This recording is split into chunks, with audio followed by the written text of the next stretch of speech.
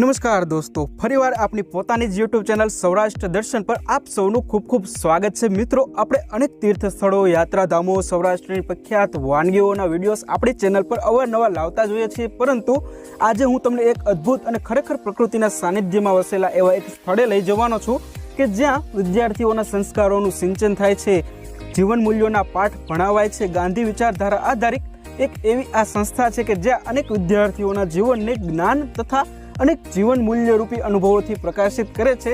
એટલે આપણા ગુજરાતની એક અગ્રીમ ગ્રામ વિદ્યાપીઠ શ્રી લોક ભારતી ગ્રામ વિદ્યાપીઠ સણોસરા।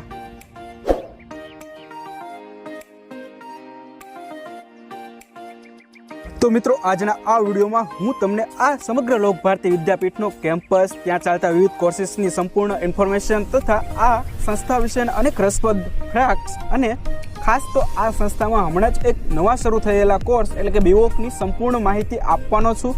તો એન્ડ સુધી આ વિડીયોને જરૂરથી જોજો, કારણ કે હું પણ મારા પર્સનલ અનુભવથી કહું છું કે આ સંસ્થાનું પહાડોની વચ્ચે આવેલું આવું અદ્ભુત અને રમણીય કેમ્પસ તથા ત્યાંના આ સ્ટાફનો ખૂબ જ સરળ અને સાદો એવો સ્વભાવ અને વિદ્યાર્થીઓના પ્રત્યક્ષ અનુભવો સાંભળીને આપને આ સંસ્થાની મુલાકાત લેવાનું ચોક્કસથી મન થઈ જશે।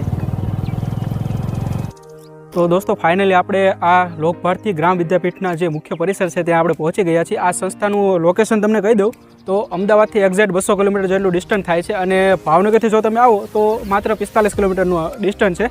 આ ઉપરાંત તમે ગઢડાથી પણ અહીં આવી શકો છો અને જો તમારે બોટાદ કે ભાવનગરથી આવવું હોય તો ટ્રેનની પણ ફેસિલિટીઝ તમને મળે, કેમ કે અહીં એક રેલવે સ્ટેશન આવેલું છે।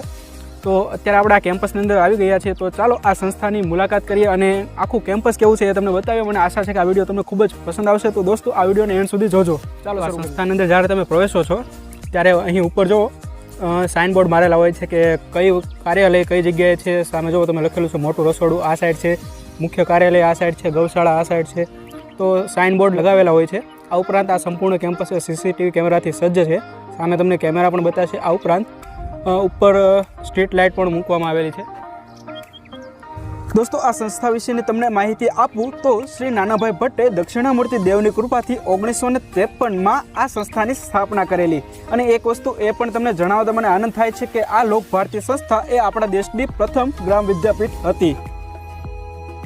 મિત્રો, આ દેશની પ્રકૃતિ અને સંસ્કૃતિને અનુરૂપ થાય એવો સ્થાયી વિકાસ સાધી આપતી ગ્રામાભિમુખ લોક કેળવણીની અખંડ જ્યોત એ છેવાડાના માનવી સુધી પહોંચાડવાનું જીવન કાર્ય એ આ લોક ભારતીનું છે।